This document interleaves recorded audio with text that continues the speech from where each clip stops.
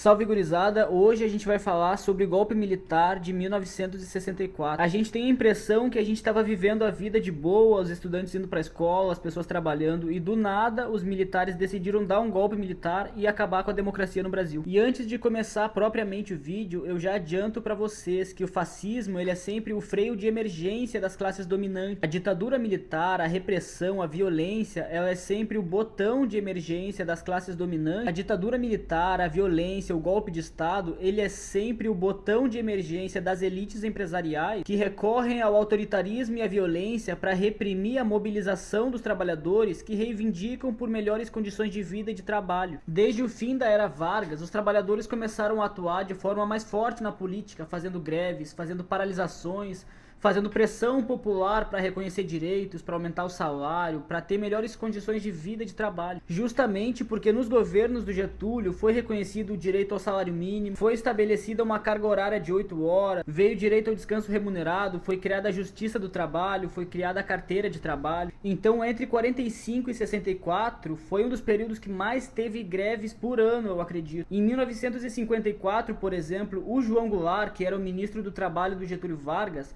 ele simplesmente decidiu aumentar 100% o salário mínimo, ele duplicou o salário mínimo, que era 1.200 cruzeiros, e passou para 2.400 cruzeiros. Aí em 1962, por exemplo, teve a greve dos 300 mil em São Paulo, que durou mais de 18 dias de pressão, de paralisação, que resultou no direito ao 13º salário, por exemplo. Até ali não existia o direito ao 13º, e foi com uma paralisação geral na cidade de São Paulo e no estado de São Paulo, que durou mais de 2 semanas, que o Estado reconheceu o direito ao 13º salário. Aí qual é a treta? À medida que os trabalhadores se organizavam para fazer greve, para fazer paralisação, para reivindicar melhores condições de vida, as elites empresariais também começaram a reagir, fazendo chantagem, fazendo sabotagem. Os empresários da indústria, das fábricas, passaram a odiar a figura do Getúlio Vargas e principalmente a figura do João Goulart, xingando ele de marxista, de comunista. E, inclusive, esse foi o último ato do João Goulart como ministro do Trabalho, porque depois teve tanta pressão dos empresários que o Getúlio Vargas teve que demitir o João Goulart do cargo de ministro do Trabalho, porque as elites empresariais, o pessoal do agronegócio, das grandes empresas, das indústrias, entraram em pânico com a duplicação do salário mínimo, dizendo que ia quebrar a economia, dizendo que ia quebrar as empresas, ia gerar demissão em massa. E nessa questão das greves ainda teve uma outra greve geral, e dessa vez foi mais de 700 mil pessoas na cidade de São Paulo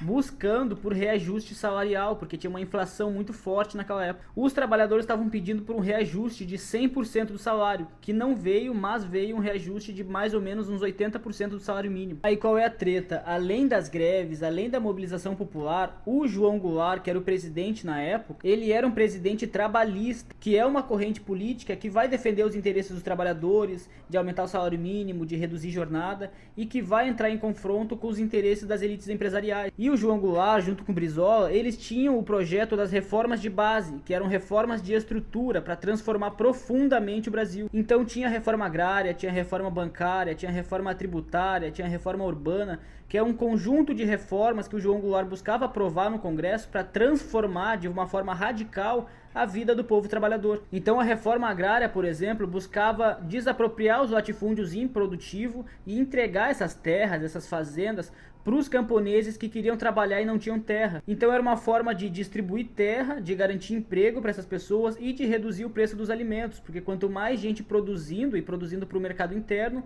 mais barato vai ser o preço dos alimentos. Porque os grandes latifúndios operam uma lógica de produzir soja, milho, café, por exemplo, para exportar, para vender para os Estados Unidos, para a China, para o Vietnã. E as pequenas propriedades, a agricultura familiar, vai operar uma lógica de vender para o mercado interno. Então vai produzir arroz, feijão, batata, mandioca. E além da reforma agrária, também tinha um projeto de reforma urbana, que era uma forma de buscar reduzir o preço dos aluguéis. E para reduzir o preço dos aluguéis, o João Goulart pensava em aumentar o IPTU desses imóveis que estão desocupados para evitar a especulação imobiliária, reduzir o preço dos aluguéis e ajudar a vida do povo na cidade. Uma outra grande reforma também era a reforma tributária, que buscava retirar os impostos do consumo e aumentar os impostos para quem é muito rico, para quem tem um salário muito alto, colocar um imposto sobre grandes fortunas, sobre grandes propriedades, um imposto sobre uma renda renda de uma pessoa que ganha muito. Então tudo isso era um conjunto de reformas para desenvolver o Brasil, para aumentar o salário, para aumentar o poder de compra, para baratear o valor das mercadorias, tirando o imposto dessas mercadorias, para fazer com que os mais ricos tenham que pagar imposto. Então não era nenhum projeto revolucionário de conquistar o poder político, de acabar com o capitalismo, de coletivizar os meios de produção, instaurar uma sociedade socialista. Não tinha nenhum projeto de reforma radical. Eram reformas que buscavam reduzir um pouco a desigualdade social, melhorar um pouquinho a condição de vida do povo trabalhador. Só que essas reformas de base estavam sendo travadas no Congresso Nacional porque o João Goulart não estava conseguindo apoio para aprovar essas reformas. Aí no dia 13 de março ele convoca o comício da Central do Brasil lá no Rio de Janeiro, que tinha mais de 150 mil pessoas. E um dos objetivos desse comício era pressionar a população, era fazer com que o povo pressionasse o Congresso Nacional para enfim conseguir aprovar essas reformas de base e transformar de verdade o Brasil. Só que aí qual é a treta? O João Goulart convoca o comício da Central do Brasil no dia 13 de março. Aí umas 2 semanas depois, no dia 31 de março, o general Olímpio Mourão Filho já coloca as tropas militares em marcha lá de Juiz de Fora, em Minas Gerais, até o Rio de Janeiro, instaura um golpe militar, expulsa o João Goulart do país, expulsa o Leonel Brizola e instaura uma ditadura no Brasil violenta e sanguinária que duraria mais de 21 anos, reprimindo greve, fazendo congelamento dos salários e defendendo os interesses das elites empresariais, defendendo os interesses do agronegócio e impedindo que tivesse qualquer tipo de reforma no Brasil, para não ter nenhuma reforma agrária, nenhuma reforma urbana, nenhuma reforma tributária. Então tu percebe que o golpe militar, a ditadura militar, ela é uma reação das elites empresariais, do agronegócio,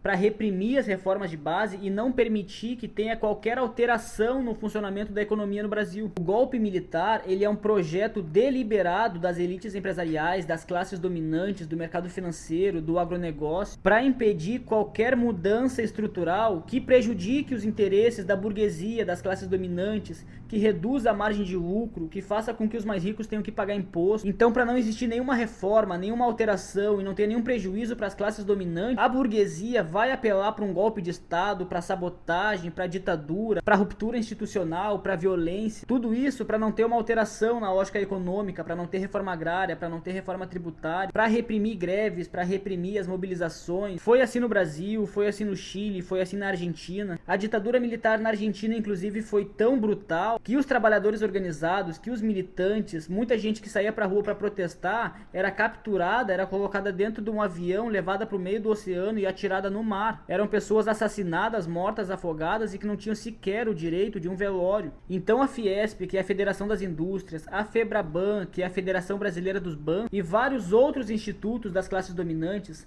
eles apoiavam candidatura de candidatos anticomunistas, que odiavam Getúlio Vargas, que odiavam Brizola, que odiavam João Goulart. Eles financiavam campanhas, compravam deputados, compravam senadores. A Febraban e a Fiesp financiavam jornais, panfleto, rádio, todo tipo de veículo de comunicação para demonizar as reformas de base, para manipular a opinião pública, tudo contra as reformas de base, contra qualquer alteração no Brasil, para expulsar o João Goulart do Brasil, expulsar o Leonel Brizola. Então, basicamente é isso. Se tu gostou, já comenta, curte, compartilha no Facebook, no Orkut, no Instagram.